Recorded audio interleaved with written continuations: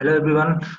चलो स्टार्ट करते हैं। Solution of test 5। ठीक है, टेस्ट 5 जिसको किसको किसमें दिया गया था, इलेक्ट्रोकेमिस्ट्री और केमिकल काइनेटिक्स पे बेस्ड था। टेस्ट नंबर 5 से क्वेश्चन देखते हैं एक एक करके। तो इसमें फर्स्ट क्वेश्चन देखो। फर्स्ट क्वेश्चन क्या कह रहा है कि SOCl2 है। SOCl2 किसमें कन्वर्ट हो रहा है? SO2 और Cl2 में कन्वर्ट हो रहा है। और ऑर्डर कौन सा है? फर्स्ट ऑर्डर की रिएक्शन है। तो फर्स्ट ऑर्डर की रिएक्शन है तो उसका ये पता होता है कि कौन सी इक्वेशन होता है। LnCa not upon Ca equal to क्या करता है? Kt करता है। तो यहाँ पे देखो k की वैल्यू दिया हुआ और यूनिट ध्यान देना है, यहाँ पे सेकंड इनवर्स दिया हुआ है। तो पूछा जा रहा है कि percentage of SO2 decompose on 90 minute. Time दे दिया हुआ कितना? 90 मिनट दिया हुआ है। तो SOCl2 कितना डिकम्पोज होगा? ठीक है, तो कहने मतलब x पूछा जा रहा है कि x कितना हो जाएगा, कितना डिकम्पोज हो जाएगा, वो भी परसेंटेज में बताना है। तो एक काम कर सकते हैं, देखो एक तो दो तरीके है कि एक डायरेक्ट एक फॉर्मूला मैंने बताया था कि क्या कर लो, minus ln 1 - x equal to क्या होता है? dt होता है। इसमें रख सकते हैं, t की वैल्यू रख देंगे, k की वैल्यू रख देंगे। k सेकंड इनवर्स में तो टाइम को भी क्या करेंगे, सेकंड इनवर्स में रख देंगे। यहाँ से x की वैल्यू कैलकुलेट कर लेंगे तो डायरेक्ट जो x की वैल्यू आएगा वो फ्रैक्शन में आएगा और परसेंटेज में कन्वर्ट कर सकते हैं। एक तरीका ये हो जाएगा। दूसरा जैसे मान लो कि अगर मान लो ln ca not upon ca कर दो इसको, ये किसके बराबर होता है? टी के बराबर होता है। यहाँ से टी एल एन को क्या कर सकते हैं?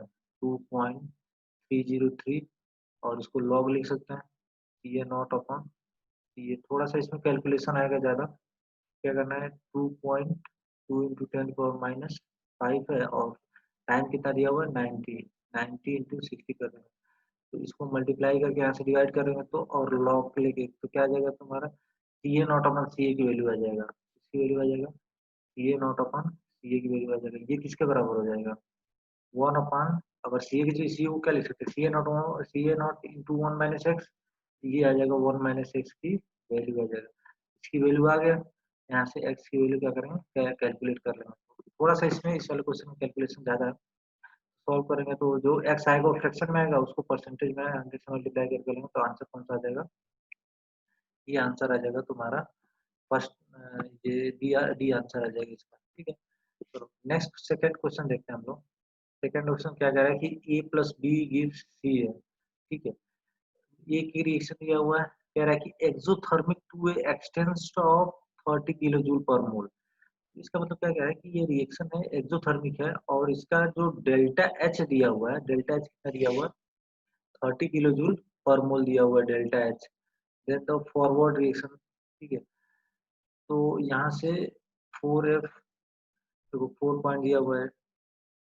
एक मिनट, यहाँ फॉरवर्ड रिएक्शन दिया हुआ है तो एक्टिवेशन एनर्जी कितना दिया हुआ है? 70 kilo joule per mole. Then the activation energy बताना है। तो एक मिनट, ये देखो एक्सोथर्मिक रिएक्शन क्या होता है। एक्सोथर्मिक रिएक्शन का अगर मैंने हम पता ग्राफ यदि पढ़े होंगे तो हीट जो क्या होता है, रिलीज होता है। रिलीज होने के लिए क्या होगा? रिएक्टेंट की एनर्जी क्या होनी चाहिए? ज्यादा होनी चाहिए और प्रोडक्ट की एनर्जी क्या होनी चाहिए? कम होनी चाहिए। तो क्या होगा? एक्सोथर्मिक होगा तो ये रिएक्टेंट की एनर्जी होगा, ये क्या होगा? प्रोडक्ट की एनर्जी कम होगी तो ही बची एनर्जी क्या होगी? रिलीज होगी। तो यहाँ पे ये वाली जो होता है वो कौन सा होता है? डेल्टा एच होता है। तो डेल्टा एच की वैल्यू दिया हुआ देखो, एक्सोथर्मिक है और टू एक्सटेंट ऑफ 30 जूल, तो 30 किलो जूल पर मोल दे दिया हुआ है इसकी वैल्यू। और देखो कह रहा है फॉरवर्ड रिएक्शन का एक्टिवेशन एनर्जी कितना हो जाएगा? यहाँ से फॉरवर्ड रिएक्शन का एक्टिवेशन एनर्जी कितना हो जाएगा? 70। तो ये जो पूछा गया है activation energy for the reverse reaction. Reverse reaction की क्या बताना है? एक्टिवेशन एनर्जी बताना है। तो रिवर्स रिएक्शन का एक्टिवेशन क्या होगी? यहाँ से लेके ये वाली जो एनर्जी होगी, यहाँ से लेके पूरी ये एनर्जी क्या हो जाएगी? एक्टिवेशन एनर्जी हो जाएगी रिवर्स रिएक्शन की। तो वो क्या करेंगे? 30 प्लस 70 ऐड कर देंगे। 30 प्लस 70 ऐड कर देंगे तो कितना आ जाएगा? 100 किलो जूल पर मोल, जो कि क्या आ जाएगा? डी आंसर आ जाएगा इसमें। तो यहाँ से सॉल्व करके क्या कर सकते हैं। नेक्स्ट थर्ड नंबर क्वेश्चन देखते हैं लोग। थर्ड क्वेश्चन थोड़ा सा अच्छा क्वेश्चन है। इसमें देखो कह रहा है कि two substance A and B, दो सब्सटेंस ए और बी दिए हुए हैं जिसमें इसका इनिशियल कंसंट्रेशन जो बता दिया गया है ए नॉट जो है इक्वल टू क्या है? 4 बी नॉट है। एंड हाफ लाइफ जो दिया हुआ है, हाफ लाइफ दिया हुआ क्या दिया हुआ? हाफ लाइफ ऑफ ए कितना दिया हुआ? 5 मिनट। ए का हाफ लाइफ कितना दिया हुआ? 5 मिनट। और बी का कितना दिया हुआ? 15 मिनट दिया हुआ है। If they start decaying at the same time, एक सेम टाइम से वो मान लो स्टार्ट होते हैं, जीरो जीरो टाइम से मान लो स्टार्ट होता है और फर्स्ट ऑर्डर काइनेटिक्स। वैसे भी जो अगर रेडियो एक्टिव डीके होता है तो वो सारे फर्स्ट ऑर्डर ही होते हैं। अब दे दिए कि फर्स्ट ऑर्डर है, then how much time the concentration of both will be the same, तो कितने टाइम के बाद इन दोनों कंसंट्रेशन क्या हो जाएगा, सेम हो जाएगा। तो वो टाइम बताना है, अभी स्टार्ट हुआ और किस टाइम बाद उनका कंसंट्रेशन क्या हो जाएगा, सेम हो जाएगा। तो जो जो कंडीशन दिया गया है ना, इसमें ज्यादा नहीं समझ में आ रहा, तो जो जो कंडीशन दिए गए उसको अप्लाई करते जा रहे हैं, अपने आप क्या हो जाएगा, आंसर आ जाएगा। तो मान लो कि इसका टी हाफ 5 है, तो इसका एन वन टाइम्स लग रहा है, एन वन टी हाफ लग रहा है। ई का कितना लग रहा है, एन वन टी हाफ लग रहा है। तो मान लो कितना हो जाएगा ये, पहले तो अभी कितना बचा हुआ है, ये कितना बचा हुआ है वो लिखोगे तो कैसे लिखेंगे, ये 1/2 की पावर, मान लो एन वन टी हाफ लगा, एन वन टी हाफ लगा तो क्या करेंगे, ये किसका हो जाएगा, ए नॉट का हो जाएगा। ये समझ में आ गया। अगर बी, मान लो बी के लिए कितना है, बी कितना टी हाफ लग रहा है, एन टू टी हाफ लग रहा है। तो इसके लिए क्या करेंगे, 1/2 की पावर क्या लिखेंगे, एन टू बी नॉट लिखेंगे। अब देखो ए नॉट और बी नॉट में रिलेशन पता है, तो ये ए नॉट की जगह पे क्या रख सकते हैं, बी नॉट रख सकते हैं। और ये दोनों कंसंट्रेशन क्या हो जा रहे हैं, एन वन टी हाफ बाद और एन टू टी हाफ बाद क्या हो जा रहे हैं, बराबर हो जा रहे हैं। तो ए इक्वल टू हमें क्या करना है, बी करना है। तो 1/2 की पावर एन वन, और ए नॉट की जगह पे क्या रख देना है, 4 बी नॉट रख दिया। और ए इक्वल टू बी किया है ना, तो 1/2 की power N two B naught. तो बी नॉट से बी नॉट कैंसिल हो जाएगा। अब टू को ये ऊपर यहाँ से देखो क्या ऐसे सॉल्व कर रहे हैं, टू को अगर ऊपर लिखेंगे तो क्या हो जाएगा, minus N one plus two, two के स्क्वायर को क्या लगेगा, टू लिख दिए, और ये किसके बराबर हो जाएगा, टू की पावर माइनस एन टू। तो एक इक्वेशन बन गया यहाँ से, N two minus two equal to, sorry, N one minus two equal to क्या हो जाएगा, एन टू। एक इक्वेशन ये बन जाएगा, यहाँ से एक इक्वेशन बन गया। और दूसरा इक्वेशन देखो, एक और क्या कर सकते हैं हम लोग, कि मान लो देखो एन वन टी हाफ बाद वो सेम हो जा रहा है, ये एन टू टी हाफ बाद सेम हो रहा है, तो दोनों का टाइम तो सेम है, दोनों का टाइम सेम है, तो कितना टाइम लग गया, मान लो इसके लिए ई के लिए एन वन टी हाफ है, तो एन वन इंटू क्या कर देंगे, एन वन इंटू, देखो टी हाफ हो गया यहाँ से, एन वन इंटू इसका टी हाफ कितना है, 5 मिनट, पहले का कितना है, 5 मिनट, एन वन इंटू 5 और एन टू इंटू 15। ये एक इक्वेशन हो जाएगा, एन वन एन टू में एक ये रिलेशन, एक इक्वेशन ये, और एक इक्वेशन ये दोनों इक्वेशन को सॉल्व करके क्या कर सकते हैं, एन वन एन टू की वैल्यू निकाल सकते हैं। एन वन एन टू में से किसी एक की वैल्यू निकल गया तो एन वन में निकल गया तो 5 को मल्टीप्लाई कर, एन टू निकल गया तो 15 का किसी एक का मल्टीप्लाई कर लेंगे तो ये क्या आ जाएगा, टोटल टाइम आ जाएगा, इतने टाइम बाद वो क्या हो जाएंगे, सेम हो जाएंगे। सॉल्व करना है इसको, इसकी आंसर कितना आता है, 15 आंसर आता है इसका। ठीक है, तो थोड़ा सा अच्छा क्वेश्चन है कि कितने टी हाफ बाद, मान लो एन वन टी हाफ बाद हो जा रहा है, एन टू टी हाफ बाद, दोनों बराबर हो जाते हैं, दोनों को बराबर कर दिए तो यहाँ से एक इक्वेशन आ गया। और दोनों के लिए क्या करना है कि ये एन वन, दो टाइम तो दोनों सेम ही है, N one into 5 N two into 15 करेंगे तो क्या आ जाएगा, आंसर आ जाएगा। ठीक है, अब देखो नेक्स्ट क्वेश्चन देखते हैं हम लोग इसमें, यहाँ से क्वेश्चन नंबर 4 देखते हैं, फोर फोर में क्या कह रहा है।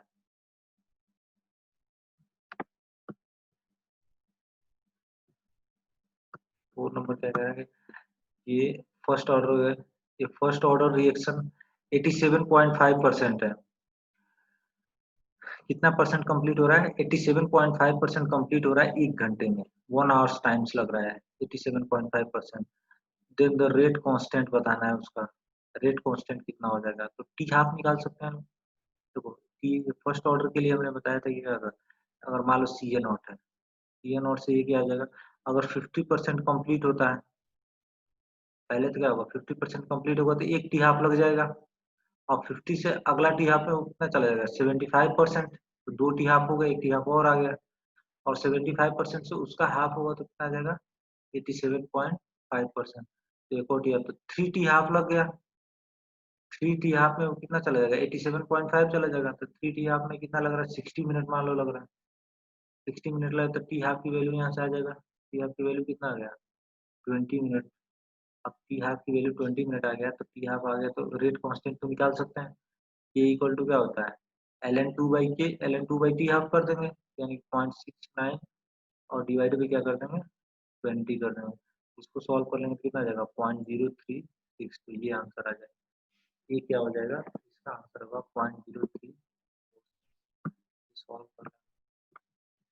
नेक्स्ट क्वेश्चन नंबर 5 देखो क्या कह रहा है, what fraction of reactant showing the first order remaining after 40 minute. कह रहा है कि कितना ए का अमाउंट कितना बच जाएगा 40 मिनट के बाद से। 40 मिनट के बाद से कितना बचेगा, अगर टी हाफ दिया हुआ है तुम्हारा 20 मिनट है तो एक 20 मिनट में तो क्या हो जाएगा, अगर मान लो सी ए नॉट है तो सी ए नॉट अगर 20 मिनट गया तो कितना हो जाएगा, सी ए नॉट बाई 2 हो जाएगा एक टी हाफ में। और 40 मिनट में कितना हो जाएगा, मतलब एक और टी हाफ आ गया तो क्या हो जाएगा, इसका भी हाफ हो जाएगा तो सी ए नॉट बाई 4 हो जाएगा। तो पहले का वो कितना बच जाएगा, फर्स्ट ऑर्डर रिएक्शन का वो कितना बचेगा 1/4। तो कह रहा है कि what fraction of A reactant remaining, पहले का कितना बच जाएगा तो वो कितना हो जाएगा 1/4 पार्ट हो जाएगा, ये आंसर आ जाएगा।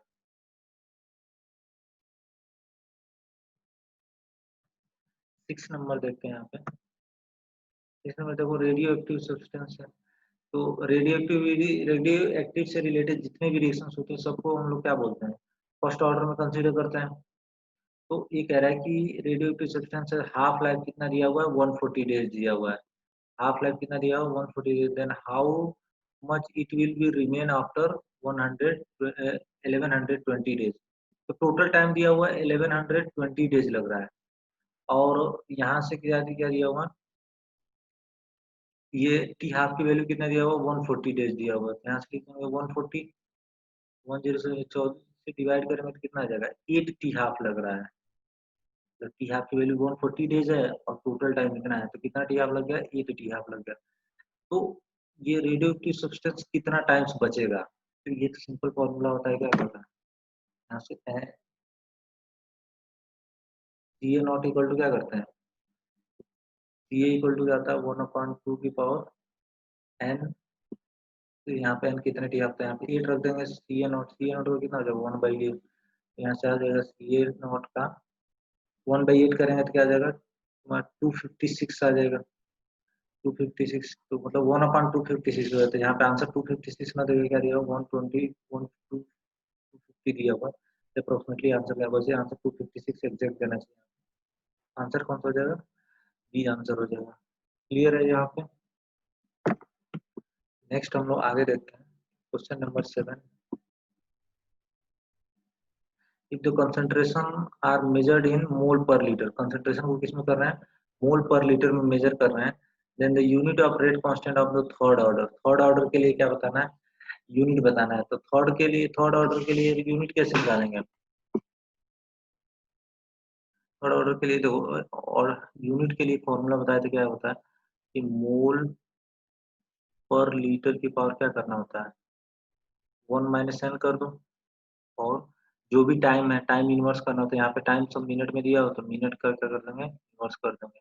तो यहाँ पे 3 रख देंगे, थर्ड ऑर्डर है तो 3 रखेंगे तो क्या आएगा -2 आ जाएगा। तो मोल पे क्या आ जाएगा -2, मोल पे -2, और लीटर पे क्या आ जाएगा 2 आ जाएगा, और मिनट इनवर्स हो जाएगा। देख लो इसमें से कौन सा आंसर हो जाएगा, बी आंसर आ जाएगा। होता है 8 नंबर देखो, 8 नंबर भी थोड़ा इजी है। For the hypothetical reaction A plus B gives C D, ये रिएक्शन है, इसका रेट का ऑर्डर इस तरह से रेट एक्सप्रेशन ऐसे दिया हुआ है, on doubling the concentration of A and B rate will be, दोनों का कंसंट्रेशन क्या कर दे रहे हैं डबल कर दे रहे हैं। तो मान लो अभी क्या है ए है और बी है इस टाइम पे, तो फिर रेट आर डैश कितना हो जाएगा, अगर क्या कर रहे हैं ए का कितना कर दिए 2a कर दिए, इसको भी डबल कर दिए तो -1/2, और इसको भी क्या कर दिए 2 भी कर दिए तो 3/2, और दोनों को डिवाइड कर दो, आर अपन आर डैश कितना हो जाएगा, यहाँ से 1/2 की पावर, मतलब देखो यहाँ से क्या हो जाएगा डिवाइड करेंगे तो 1/2 की पावर -1/2, माइनस -1/2, और 1/2 की पावर क्या आ जाएगा 3/2, यहाँ से क्या आ जाएगा 1/2 की पावर 1 आ जाएगा, 1/2 पर यहाँ से अगर 2 एलसीएम होगा 3 -1 करेंगे तो 1 आ जाएगा, और आर डैश इक्वल टू कितना हो जाएगा, R dash equal to 2r आ जाएगा। कितने टाइम्स हो जाएगा 2 टाइम्स हो जाएगा, आंसर कौन सा हो जाएगा, ये आंसर आ जाएगा इसका। नेक्स्ट क्वेश्चन देखो, क्वेश्चन नंबर 9 क्या कह रहा है, half life of the first order reaction first order reaction का हाफ लाइफ कितना दिया, 40 मिनट दिया हुआ है। Then the time required to change the concentration of reactant from 0.08 से 0.01। तो फर्स्ट ऑर्डर के तो वैसे तुम ये दो तरीके से कर सकते हो इसको, इक्विवेलेंट सी ए नॉट अपन सी ए करो। सी ए नॉट की वैल्यू कितना दिया, 0.08 डिवाइड बाई 0.01। अभी 0.1 बचा हुआ है यहाँ से। फर्स्ट ऑर्डर का हाफ लाइफ दिया हुआ 10, तो वहां से के निकाल लो। टी हाफ दिया हुआ है तो वहां से क्या निकाल सकते हैं, के कैलकुलेट कर सकते हैं ln 2/k से करके, और वहां से के इंटू टी कर देंगे तो क्या आ जाएगा तुम्हारा, टाइम आ जाएगा कि कितने टाइम में वो हो जाएगा। ठीक है, टाइम निकालना है तो के की वैल्यू यहाँ से निकाल लेंगे, टी आपसे यहाँ से निकालते, एक तरीका ये हो जाएगा। दूसरा तरीका क्या कर सकते हैं हम लोग कि देखो 0.08 है ना, 0.08 से अगर मान लो 0.04 जाएंगे तो कितना हाफ लग जाएगा, एक टी हाफ लग गया। 0.08 से और हाफ करेंगे तो 2 टी हाफ लग गया। अब 0.08 से 0.01 चलेंगे तो कितना टी हाफ, एक टी हाफ, दो टी हाफ, तीन टी हाफ, कितने टी हाफ लग गए, 3 टी हाफ। और 10 मिनट टाइम में 3 टी हाफ में कितना हो गया, 40 मिनट। तो आंसर कौन सा हो जाएगा, डी आंसर हो जाएगा 30 मिनट। तो नेक्स्ट 10 नंबर क्वेश्चन देखते हैं, 10 नंबर क्या कह रहा है कि in acidic medium MnO4 minus convert हो रहा है किसमें, Mn+2 में कन्वर्ट हो रहा है। एक्स है ना ऑक्सीडाइजिंग एजेंट, सही बात है, अगर रिडक्शन होगा तो क्या होगा, ऑक्सीडाइजिंग एजेंट की तरह बिहेव करेगा। ये MnO4 माइनस क्या है, +7 में, और +7 से किस में जा रहा है, +2 में जा रहा है। तो ऑक्सीडेशन नंबर कितना आ जाएगा, ये जो +7 से किस में जा रहा है, +2 में जा रहा है।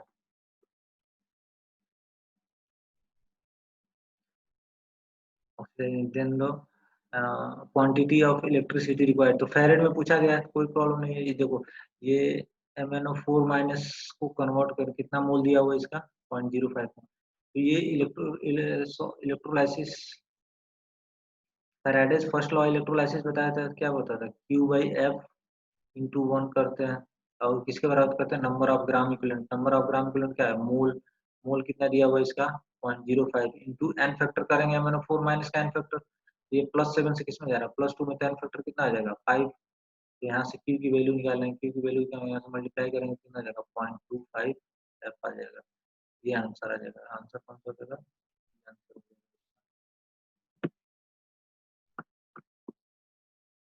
11 नंबर देखो, कह रहा है कि rusting of iron takes place as follow. तो रस्टिंग ऑफ आयरन की रिएक्शन के लिए नो, देखिए डायरेक्ट क्या दिया हुआ है, दो हाफ रिएक्शन दिया हुआ है, 2s प्लस इलेक्ट्रॉन, एक ये दिया हुआ है, इसका ई नॉट दिया हुआ है, और एक रिएक्शन ये दिया हुआ है।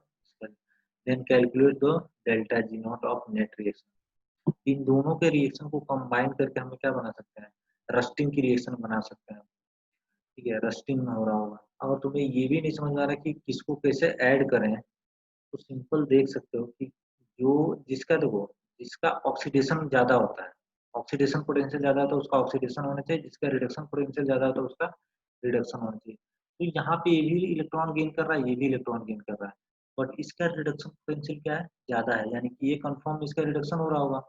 और इसका रिडक्शन पोटेंशियल माइनस में, यानी इसका क्या हो रहा होगा, ऑक्सीडेशन हो रहा होगा।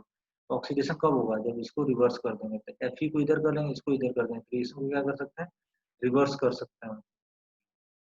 तो रिवर्स रिवर्स कर दें, रिवर्स करके क्या करेंगे, ऐड कर लेंगे इसको। चलो, पहले ई नॉट है, इसका ई नॉट कितना हो जाएगा, अगर रिवर्स करेंगे तो 0.44 हो जाएगा। समझ में आ गया, Fe इधर हो जाएगा, Fe+2 2 इलेक्ट्रॉन। अब इन दोनों रिएक्शन को क्या करते हैं, ऐड कर देते हैं। इस रिएक्शन को, इस रिएक्शन को और इस रिएक्शन को क्या करें, ऐड करेंगे रिवर्स करके। तो सोचो, देखो लेफ्ट साइड में क्या आ जाएगा, लेफ्ट साइड में आ जाएगा आयरन प्लस, और तो कुछ है नहीं लेफ्ट साइड में, इधर इधर क्या हो जाएगा, 2H plus, electron electron cancel out हो जाएंगे, हाफ हो 2। ये लेफ्ट साइड में आ जाएगा जो नेट रिएक्शन लिख रहा है, और इधर की साइड में क्या आ जाएगा, ये तो H2O तो है, H2O प्लस ये Fe+2, ये नेट रिएक्शन हो जाएगी रस्टिंग की।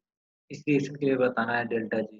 देखो इसके लिए ई नॉट पता है, इसके लिए ई नॉट पता है, तो डेल्टा जी क्या लिख सकते हैं, और इस रिएक्शन के लिए भी डेल्टा ई नॉट पता चलेगा। क्या करें, delta G naught equal to क्या होता है, -NFe। इसके लिए लिखो, इसके एन कितना होगा, ये देखो जीरो से किस में जा रहा है, +2 में जा रहा है, तो एन दो दो इलेक्ट्रॉन कैंसिल आउट हो रहा है, तो ऑब्वियस सी बात है कि 2 आएगा। तो -2 इंटू F इंटू ई हमें नेट का कैलकुलेट करना है, इक्वल टू इसका डेल्टा जी नॉट क्या हो जाएगा, माइनस कितने इलेक्ट्रॉन है, 2 माइनस 2 एन, एन हो गया एफ इंटू ई की वैल्यू कितना कर देंगे 1.23, और इस रिएक्शन का क्या होगा 0.44 प्लस में हो गया, इसका भी करेंगे तो माइनस एन कितना है 2 एफ इंटू 0.44। अब इसको सॉल्व कर लेंगे, एफ तो कैंसिल आउट हो जाएगा और यहाँ से ई नॉट, अच्छा ई नॉट कैलकुलेट करेंगे, करने की जरूरत ही नहीं है, यहाँ तो डायरेक्ट क्या पूछा है, डेल्टा जी नॉट पूछा गया है ना, तो ये ई नॉट निकालने की जरूरत नहीं थी, ये तो डेल्टा जी ही हो जाएगा नेट। तो इसको इसको ऐड कर लेंगे और एफ की वैल्यू रख देंगे 96500 कूलम वैल्यू पुट कर देंगे, जो आंसर आएगा जूल में उसको हम लोग किस में कन्वर्ट कर लेंगे, किलो जूल में कन्वर्ट कर लेंगे, तो डायरेक्ट हमें तो डेल्टा जी ही पूछा गया, तो ई नॉट निकालने की जरूरत नहीं, तो क्या आ जाएगा ये तुम्हारा सी आंसर आ जाएगा, कैलकुलेट करके चेक कर लेना। 12 नंबर क्वेश्चन देखते हैं, 12 नंबर क्या कह रहा है कि इलेक्ट्रोस्टैटिक पोटेंशियल,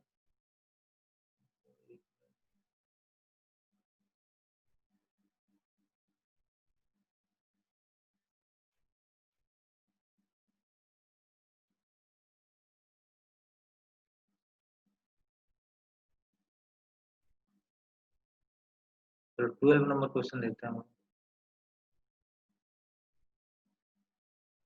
कह रहा है कि इलेक्ट्रोड पोटेंशियल डेटा दिया हुआ है, तो वो Fe+3 Fe+2 में कन्वर्ट हो रहा है, तो कितना दिया हुआ 0.77, मतलब रिडक्शन पोटेंशियल दिया हुआ है। Al+3 भी इलेक्ट्रॉन गेन कर रहा है, इसका भी ई नोट दिया हुआ है, और Br2 भी इलेक्ट्रॉन गेन करता है, मतलब तीनों का क्या दिया हुआ है, रिडक्शन पोटेंशियल ही दिया हुआ है। तो पूछा क्या रहा है, based on the given data reducing power of, इन तीनों का क्या करना है, रिड्यूसिंग पावर बताना है। चलो तो एक ही लाइन से स्टार्ट कर लो ना, रिड्यूसिंग पावर, रिड्यूसिंग पावर है मतलब उसका क्या होना चाहिए, ऑक्सीडेशन ज्यादा होना चाहिए, ऑक्सीडेशन क्या होना चाहिए, ज्यादा होना चाहिए। ऑक्सीडेशन ज्यादा होने के लिए क्या कंडीशन होगा, ऑक्सीडेशन पोटेंशियल क्या होना चाहिए, ज्यादा होना चाहिए रिड्यूसिंग होने के लिए।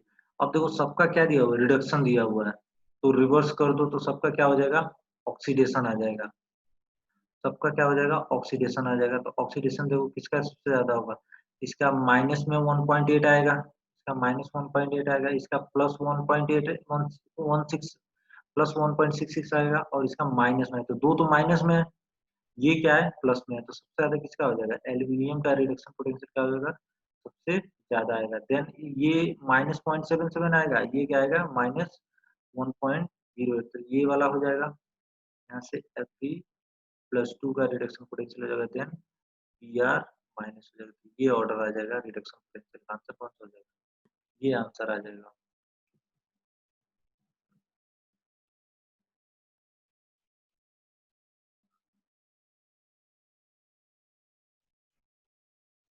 चलो 13 नंबर क्वेश्चन देखते हैं। 13 नंबर क्या कह रहा है कि when during the electrolysis of solution AgNO3 कितना का गेन कर रहा है, कितना कूलम चार्ज पास किया रहा है, AgNO3 के सोल्यूशन में क्या पास कर रहा है 96500 कूलम का क्या कर रहा है, चार्ज पास कर रहा है, ठीक है।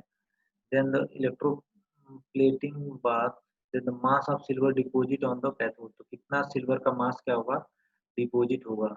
तो सोचो जो भी सिल्वर डिपॉजिट होगा Ag प्लस से वो किस में जाएगा, एक इलेक्ट्रॉन गेन करके क्या जा रहा होगा, Ag में जा रहा होगा, ये रिएक्शन। और जो चार्ज दिया हुआ कूलम में दिया हुआ, तो सिंपल सा है एकदम, Q/F करेंगे, Q/F इंटू 1 होता है, और यहाँ क्या होता है, नंबर ऑफ ग्राम इक्विवेलेंट करते हैं, वेट कितना वेट सिल्वर का डिपॉजिट होगा, इसका मॉलिक्यूलर मास कितना 10, ये हो गया मोल, और इंटू इसका एन फैक्टर कर देंगे, एक ही इलेक्ट्रॉन गेन करेगा तो एन फैक्टर क्या जाएगा 1 आ जाएगा। इसकी वैल्यू कितना दिया हुआ है 9650, और एफ की वैल्यू कितना होता है 96500 होता है, तो ये 1/10 हो जाएगा, इधर से डिवाइड कर लेंगे तो वेट की वैल्यू कितना आ जाएगा 108 डिवाइड बाई 10, यानी कितना आ जाएगा 10.8 ग्राम आ जाएगा। आंसर कौन सा हो जाएगा, ये आंसर हो जाएगा इसका।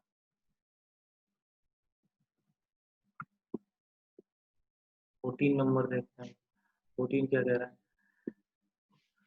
The dissociation of nitrogen pentoxide, nitrogen pentoxide है, डिसोसिएशन में N2O5 डाई नाइट्रोजन पेंटॉक्साइड लिखा है। पेंटॉक्साइड फर्स्ट ऑर्डर में क्या हो रहा है, डिकम्पोज हो रहा है।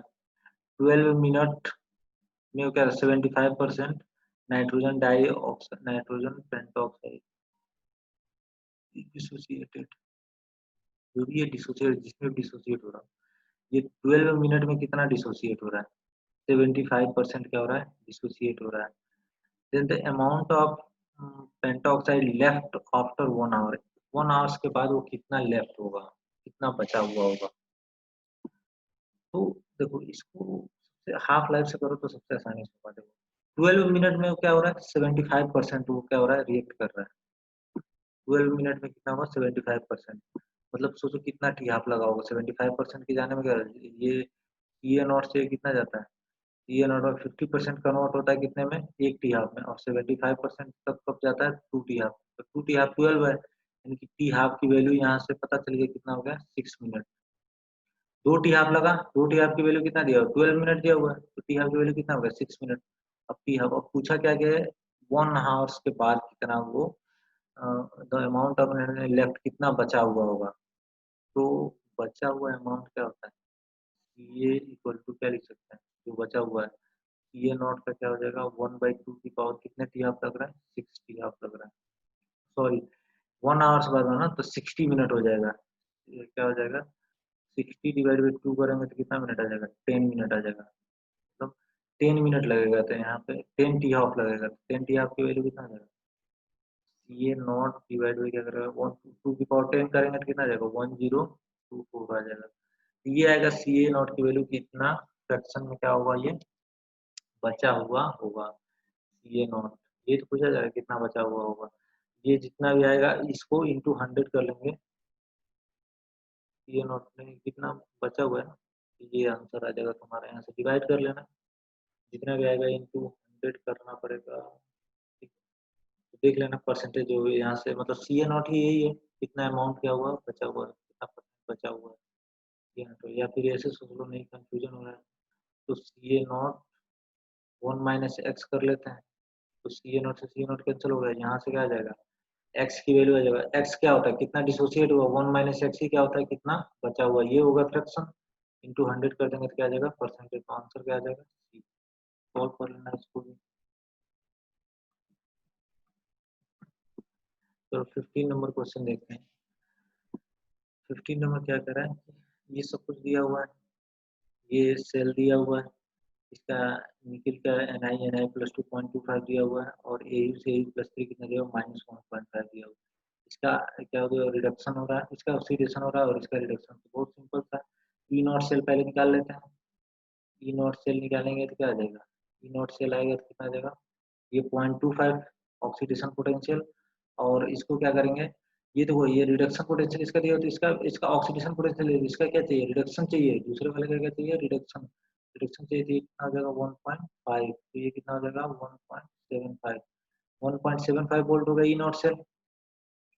अब हम लिखेंगे ई सेल की वैल्यू, ई सेल की वैल्यू लिखेंगे तो किसका होगा, ई नॉट सेल 1.75 माइनस फॉर्मूला क्या होता है, 0.59 डिवाइड टू, अगर रिएक्शन पहले लिख लेते हैं क्या हो जाएगा, नेट रिएक्शन जो आएगा क्या आएगा, एन आई, डायरेक्ट मैं लिख दे रहा हूँ,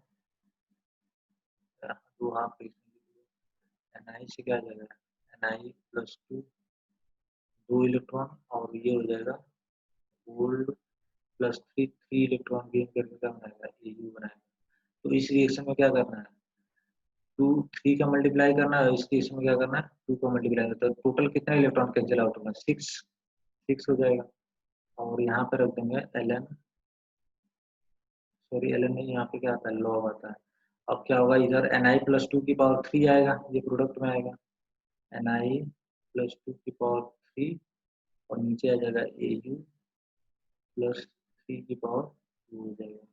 तो देखो सबकी वैल्यू का, निकल की वैल्यू कितना दिया 0.1, और ए यू की वैल्यू कितना दिया हुआ 1, तो यानी कि 0.1 की पावर क्या हो गया 3 आ जाएगा, 0.1 की पावर 10 टू पावर -3, ठीक है, 10 टू पावर -3, और 10 टू पावर -3 को यहाँ से करेंगे तो क्या आ जाएगा, माइनस से आगे मल्टीप्लाई हो जाएगा।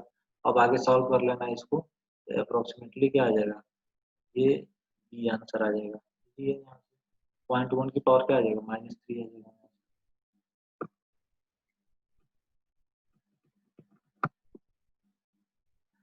16 नंबर देखते हैं। कह रहा है कि quantity of electricity needed to electrolyse completely 1 m solution. तो 1 m सोल्यूशन है इनके, तो कितना क्वांटिटी ऑफ इलेक्ट्रिसिटी रिक्वायर्ड होगा। तो एक सोल्यूशन है, तो वॉल्यूम तो दोनों का सेम ही रहेगा। वॉल्यूम मान लो अगर हम 1 लीटर ले लेते हैं, 1 ही ले लेते हैं, अब मोलरिटी दिया हो तो सबके मोल कितने आ जाएंगे, मोल तो कितने आ जाएंगे, 1 1 आ जाएगा। ठीक है, जो सॉल्ट है उसके मोल 1 1 आ जाएंगे। अब देखो अगर कॉपर +2 की बात करें, कॉपर +2 कितना हो जाएगा,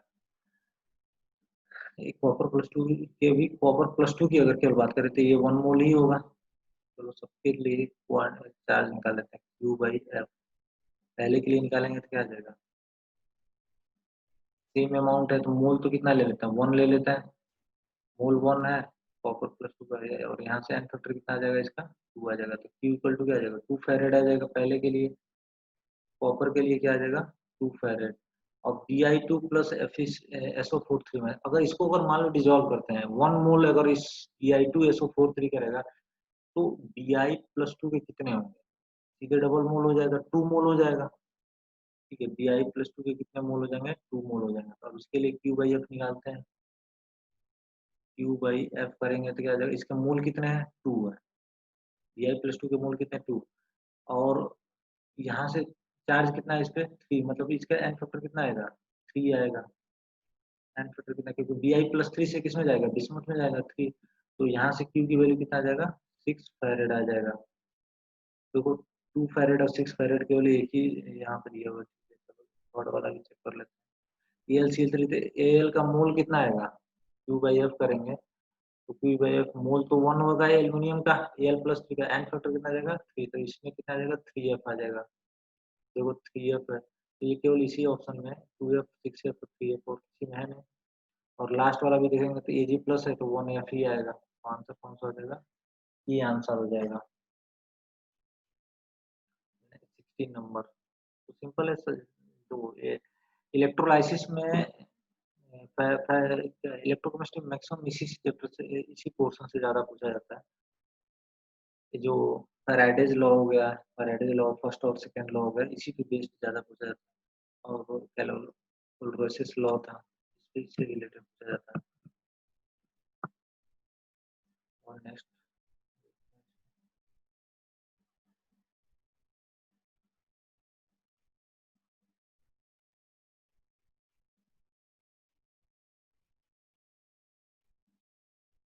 17 नंबर देखते हैं।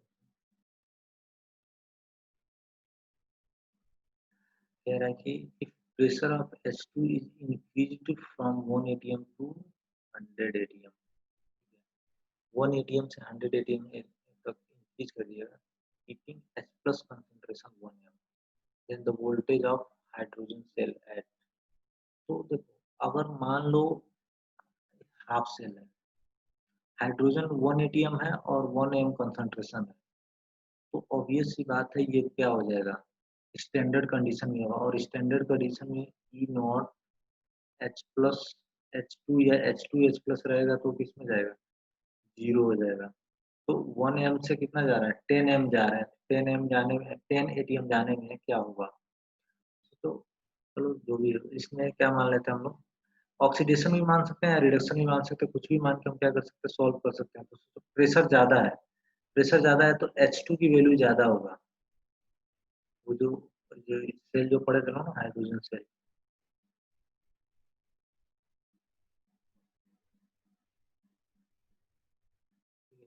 तो यहाँ से क्या था, अगर ऊपर प्रेशर ज्यादा रहेगा, H2 का प्रेशर ज्यादा है, H2 का अमाउंट है, H2 किस में जाना चाहेगा, H प्लस में जाना चाहेगा। तो जो मेन रिएक्शन होगी एक्चुअल में वो क्या होगा, H2 किस में जाएगा, 2H प्लस में, और 2 इलेक्ट्रॉन, ये मेन रिएक्शन हाफ रिएक्शन होगी जो इसके अकॉर्डिंग 10 एटीएम 100 एटीएम का है ना, प्रेशर बढ़ा रहे हैं, ये हो गया हाफ सेल।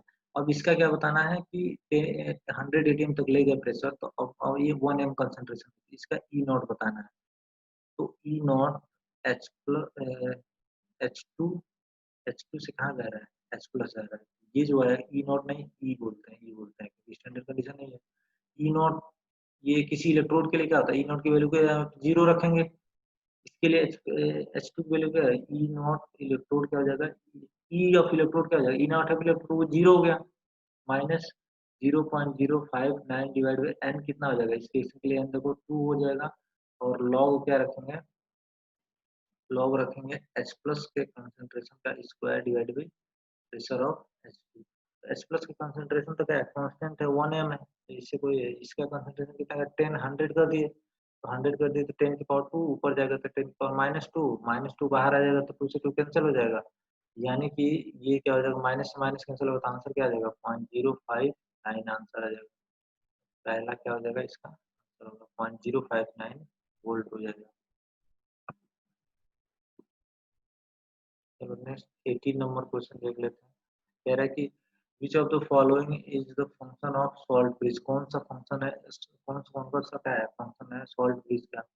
तो सॉल्ट ब्रिज के वर्क बताया थे, वो कह रहा है it complete the circuit of with electron with one electrode to other electrode in internal external wire and flow ions in the, मतलब कहने मतलब ये कह रहा है कि ये एक सर्किट को कंप्लीट करता है, तो करेक्ट बात है कि ये सर्किट वो क्या करता है, कंप्लीट करते हैं। जैसे मान लो यहाँ पे हम लोग पढ़े थे कि ये सॉल्ट ब्रिज था, यहाँ से क्या करते हैं, इसको बल्ब वगैरह यहाँ से जोड़ देते थे। तो एक सोचो कि यहाँ से करंट तो ऐसे फ्लो हो ही रहा है और सॉल्ट ब्रिज में यहाँ से आयंस क्या कर रहा है, फ्लो कर रहा है, तो ये बोल सकते हैं कि एक सर्किट कंप्लीट कर रहा है। तो ये पहला स्टेटमेंट जो है, पहला करेक्ट है। कह रहा है it prevents the accumulation of ion, ये भी बताया था कि अगर सॉल्ट ब्रिज नहीं रहता तो ये बार बार जेड एन प्लस टू में आते आते यहाँ पे क्या हो जाएगा कि जेड एन प्लस टू का आयंस का क्या है, ये पॉजिटिव चार्ज ज्यादा होता है, इसमें निगेटिव चार्ज ज्यादा होता है। इस पॉजिटिव निगेटिव को रिड्यूस कौन करता है, मेंटेन कौन करता है, ये करता है। तो ये भी करेक्ट है, ये भी करेक्ट है। एक्यूमुलेशन को उससे क्या करता है, प्रिवेंट करता है। तो आंसर कौन सा दे देंगे, बोथ ए एंड बी क्या हो जाएगा, आंसर हो जाएगा ये तीन का। 19 नंबर देखते हैं। कह रहा है कि ये भी देखो तुम्हारा इलेक्ट्रोलाइसिस का ही है, फैराडेज फर्स्ट लॉ इलेक्ट्रोलाइसिस का ही है कि कह रहा है कि certain current liberate 0.5 gram of hydrogen in 2 hours, 2 घंटे लग रहे हैं, क्या हो रहा है 0.5 ग्राम ऑफ हाइड्रोजन ये एमिट हो रहा है। Then how many gram of copper liberated by the same current and the same time, time भी सेम है करंट भी सेम है, ठीक है। तो ये क्या हो जाएगा, क्यू बाई एफ की वैल्यू क्या है ना, मतलब सेम कह रहा है कि टाइम और करंट सेम है तो क्यू बाई एफ की वैल्यू क्या है, सेम है। क्यू बाई एफ की वैल्यू तो दोनों के नंबर ऑफ ग्राम के लिए क्या कर देते हैं, बराबर कर देते हैं। तो ये हो जाएगा weight of hydrogen, weight of hydrogen, चलो डायरेक्ट लिखते हैं 0.5 डिवाइड इसका मॉलिक्यूलर मास क्या होगा 2 इंटू एन फैक्टर कितना आ जाएगा हाइड्रोजन का 2, क्योंकि ये H प्लस से H2 आ रहा होगा। और अगर मान लो कॉपर डिपोजिट होगा तो क्या होगा, from copper liberated from the copper sulphate, तो कॉपर सल्फेट से आ रहा था यानी कॉपर प्लस 2 से कॉपर आ रहा है। तो वेट ऑफ कॉपर हमें क्या करना है, बताना है। इसका कॉपर का मॉलिक्यूलर मास कितना होता है 63.5, और एन फैक्टर इसका क्या होगा 2, 2 से 2 देखो यहाँ पे क्या हो जाएगा, 2 से 2 क्या हो जाएगा, कैंसिल हो जाएगा। यहाँ से वेट ये 1/2 ही है, 0.5 1/2 तो 1/4 कर देंगे।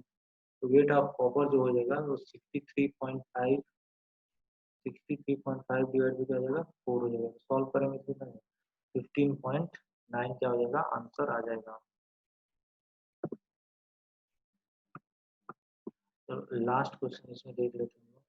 20 नंबर कह रहा है कि if equal quantities of electricity is passed through the 3 voltmeter, 3 voltmeter FeSO4 इतना इतना, मतलब सेम करंट पास कर रहे हैं, ये तीन सोल्यूशन होंगे। एक सोल्यूशन क्या होगा, एक सोल्यूशन है FeSO4 का, एक सोल्यूशन है तुम्हारा Fe2SO4 होल थ्राइस का, और एक सोल्यूशन है FeNO3 के होल थ्राइस का। तीनों सोल्यूशन में क्या कर रहे हैं, सेम करंट पास कर रहे हैं, मतलब यहाँ से क्या कर रहे होंगे, सेम करंट यहाँ से पास कर रहे होंगे, ये इसमें जा रहा होगा, मतलब सीरीज में जोड़ दिए हैं, ये ऐसे में जुड़ा होगा, इसके जुड़ जा रहा होगा, तो सेम करंट पास हो रहा है। तो अब स्टेटमेंट पढ़ते हैं क्या क्या होगा। क्यू बाई एफ की वैल्यू क्या है, सेम है, क्यू बाई एफ की वैल्यू सेम है, तो नंबर ऑफ ग्राम के लिए क्या देना, बराबर देना। Amount of F amount of iron deposit in FeSO4 और Fe2SO4 दोनों में कह रहा है कि नंबर ऑफ ग्राम इक्विवेलेंट क्या होंगे, जो आयरन के होंगे डिपोजिट होंगे वो सेम होंगे। तो ये पॉसिबल नहीं है क्योंकि दोनों का एन फैक्टर क्या है, अलग अलग है, दोनों का एन फैक्टर क्या है, अलग अलग है। एक मिनट देख लो, जैसे कि अगर मान लो इसके लिए अगर अमाउंट निकालते हैं, अगर यहाँ से कॉपर का अमाउंट निकालते तो क्या आता है, वेट ऑफ कॉपर डिवाइड भी क्या करते हैं 63.5 इंटू टू करते हैं, और दूसरे का निकालते हैं Fe2SO4 से, तो weight of copper 63.5 into n factor कितना आता है, 3 आता है, क्योंकि यहाँ पे Fe+3 में, यहाँ पे Fe+2 में, तो ये दोनों कभी बराबर नहीं होंगे, तो ये क्या हो जाएगा, इनकरेक्ट हो जाएगा। The amount of iron deposit in Fe, इतना जितना डिपोजिट हो रहा है इसमें जितना डिपोजिट होगा 1/2 है, तो देख लेते हैं, इसमें +3 के फॉर्म में है, तो weight of copper divide by 63.5 into क्या आ जाएगा 3, और यहाँ पे कितना आ जाएगा 2 आ जाएगा, वेट ऑफ 63.5 इंटू, तो ये जस्ट 1/2 तो नहीं है, यहाँ 3 है यहाँ पे 2 है, तो हाफ तो नहीं है, तो ये भी क्या हो जाएगा, करेक्ट हो जाएगा। The amount of iron deposit F इसमें इज नॉट इक्वल, जबकि देखो दोनों का यहाँ पे भी +3 में है तो एन फैक्टर 3 आएगा, यहाँ पे भी है, तो सब कुछ सेम है, एन फैक्टर भी सेम है, तो अमाउंट भी क्या होगा, सेम ही आएगा, सेम ही आएगा, तो कह रहा है नॉट इक्वल, तो ये भी इनकरेक्ट होगा। कह रहा है कि same gases evolve in the in case of anode, anode के केस में दोनों के क्या होंगे, सेम ही गैस रिलीज होंगी, तो वो सही बात है। रीजन देखो, इस सल्फेट आयन है, ये भी नहीं जाएगा एनोड पे, सल्फेट आयन नाइट्रेट कर रहा है, इनसे पहले कौन सा चला जाएगा, OH माइनस चला जाएगा, क्या हो जाएगा OH माइनस किसमें चला जाएगा, H2O और O2 में, तो कौन सी गैस रिलीज होगी, तीनों ही केस में क्या होगा, O2 गैस क्या होगा, रिलीज होगा, तो आंसर कौन सा दे देंगे यहाँ पे, डी आंसर हो जाएगा। तो ये कंप्लीट हो गया, समझ में आ गया, चलो इसको यहीं पे स्टॉप कर